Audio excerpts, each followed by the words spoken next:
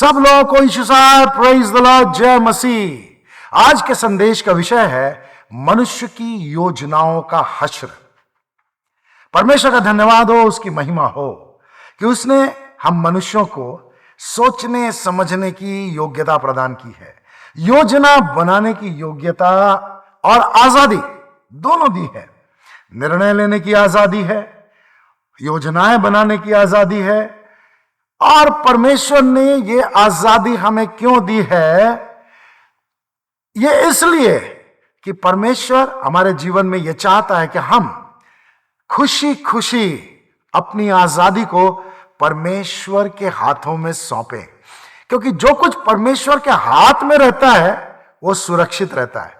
हम अगर अपना प्राण परमेश्वर के हाथों में समर्पित कर देंगे, हमारा प्राण सुरक्षित रहेगा। इसलिए प्रभु यीशु ने कहा, यदि मनुष्य अपने प्राण को बचाना चाहे तो उसको खो देगा, लेकिन जो अपने प्राण को मेरे लिए खोता है उसे पालेगा। तो जो कुछ हम प्रभु को देते हैं वो बचा रहता है, सुरक्षित रहता है।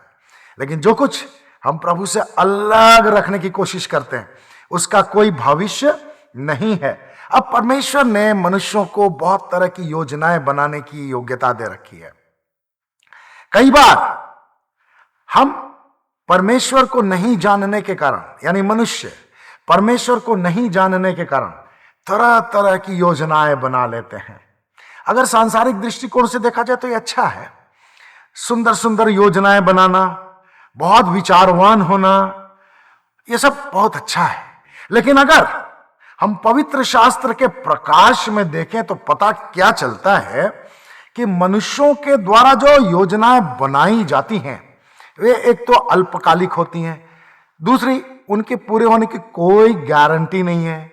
कई दफा मनुष्य योजनाएं बनाता है और जब वो योजना बनाता है तो कुछ दिन के बाद वो अपनी योजनाओं को बदल देता है या दूसरी बातें उनमें शामिल कर लेता है। कई दफा मनुष्य जो योजनाएं बनाता है उसका कोई उद्देश्य है भी या नहीं है उसको पता नहीं रहता, और उद्देश्य पूरे होते हैं या नहीं होते हैं इसकी भी कोई गारंटी नहीं है, कोई दिशा नहीं होती। कई बार जब मनुष्य अपनी योजनाएं बनाते हैं, कई लोग या कई सरकारें, या प्राचीन काल की बात करें तो कई राजाओं महाराजाओं ने योजनाएं बनाई, और आज भी बहुत से लोग योजनाएं बनाते रहते हैं, लेकिन वे अधूरी ही रह जाती हैं। इस विषय में नीति वचन 16वां अध्याय पहला पद मैं आपके सामने रखना चाहता हूं। यहां लिखा है, मनुष्य अपने हृदय में युक्तियां बनाता है परंतु उनका सफल होना यहोवा की ओर से होता है। यानी जो मनुष्य योजनाएं बना करके पूरा कर लेता है वो इसलिए कि परमेश्वर ने उसकी योजना को पूरा करने की अनुमति एक तरह से दे दी है। लेकिन अगर परमेश्वर चाहे तो मनुष्य के द्वारा बनाई गई योजनाएं अधूरी रह जाती हैं। एक ऐतिहासिक तथ्य मैं आपके सामने रखना चाहता हूं, ऐतिहासिक कहानी बहुत ही संक्षेप में आपके सामने रखना चाहता हूं। जब हमारे देश में दिल्ली सल्तनत का राज्य हुआ करता था, साम्राज्य हुआ करता था, तो मोहम्मद बिन तुगलक एक सम्राट था जिसने दिल्ली को अपनी राजधानी बनाने के बदले निर्णय लिया।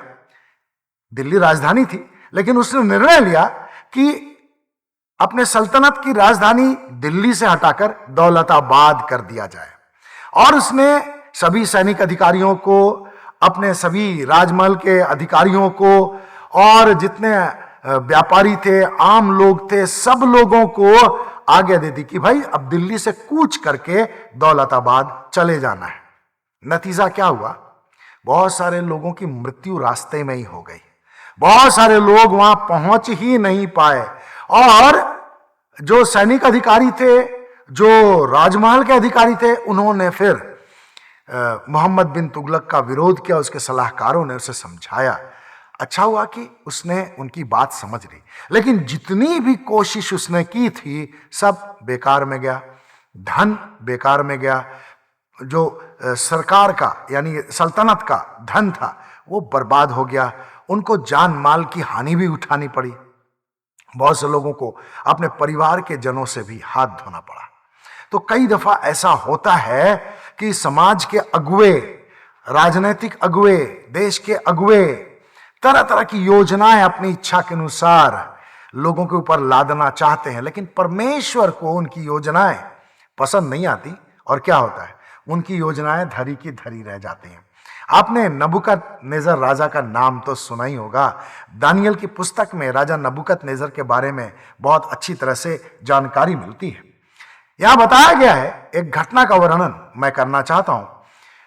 उसने एक बार दूरा नामक मैदान में अपनी ही मूर्ति बनवा दी, और यह सोने की मूर्ति थी। मालूम नहीं कितने मन की मूर्ति रही होगी। वो 60 हाथ ऊंची थी और 6 हाथ चौड़ी थी।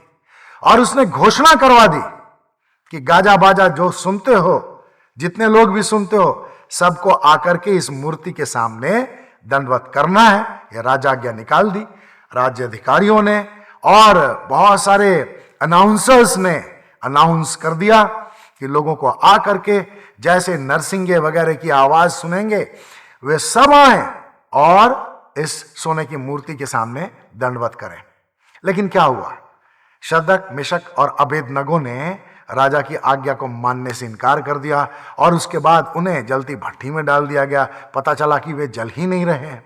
और जब वे निकाले गए तो क्या हुआ, नबूकदनेस्सर ने अपने आप को ही सम्मानित करने की योजना बनाई थी, लेकिन अपने बदले उसने परमेश्वर को वहां सम्मानित किया।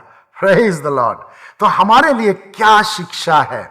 हमारे लिए शिक्षा है कि हम तो राजा और महाराजा भी नहीं हैं, हम तो साधारण लोग हैं।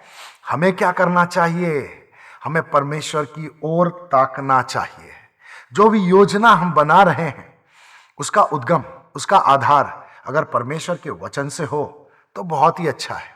अगर हम कोई योजना बनाते भी हैं तो हमें उसके विषय में प्रार्थना करनी चाहिए, क्योंकि अगर परमेश्वर की इच्छा के अनुसार हमारी योजना नहीं है तो वो तो पूरी होने से रही, तो उसमें पैसा जो लगेगा वो बर्बाद गया, जो समय लगा वो बर्बाद गया, और जितनी ताकत लगी वो भी बर्बाद गया।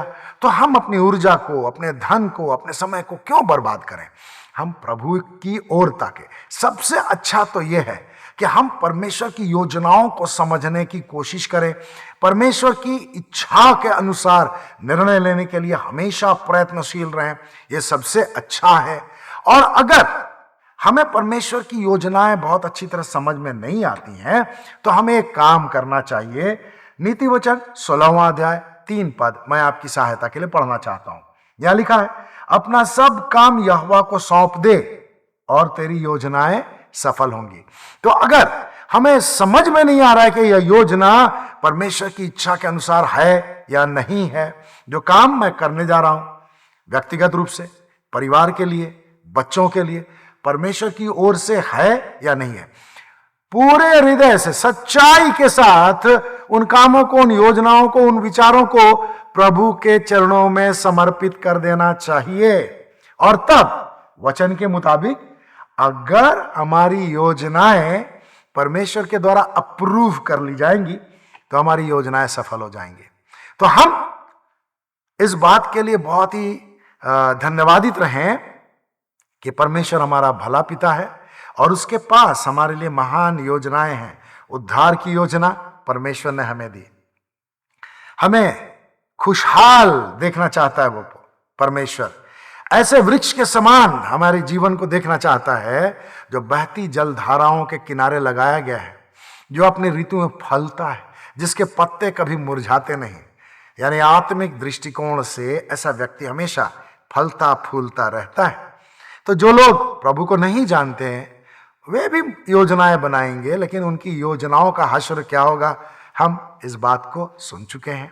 आप भी खोज पड़ताल कीजिए, देखिए मनुष्यों के द्वारा बनाई गई योजनाओं का हश्र क्या होता है। लेकिन जब आप परमेश्वर के सामने अपनी योजनाओं को सौंप देते हैं तब परमेश्वर यदि चाहे तो आपकी योजनाएं सफल हो सकती हैं। अगर यह परमेश्वर की इच्छा के अनुसार है तो ठीक है, अगर नहीं है तो ये योजनाएं सफल नहीं होंगी। फिर धीरे धीरे धीरे धीरे आपके अंदर ये विचार और अधिक पुख्ता हो जाएगा और आपका आत्मिक स्तर इतना उन्नत हो जाएगा कि आप परमेश्वर की योजनाओं को अपने हृदय में बहुत अच्छी तरह महसूस करने पाएंगे और प्रार्थना के द्वारा आप उन योजनाओं को प्रभु के साथ, प्रभु की अगुवाई में, प्रभु की इच्छा के अनुसार, प्रभु के वचन के आधार पर आगे बढ़ाइए। परमेश्वर आपकी योजनाओं को सफल करेगा, क्योंकि मनुष्य अपने हृदय में युक्तियां बनाता है। ऐसा नीति वचन 16 और उसके 9वें पद में बताया गया है। मनुष्य अपने हृदय में युक्तियां बनाता है, परंतु यहोवा ही उसके पग को निश्चित करता है। तो परमेश्वर के सामने अपनी योजनाओं को सौंप दीजिए, परमेश्वर आपकी सहायता करे।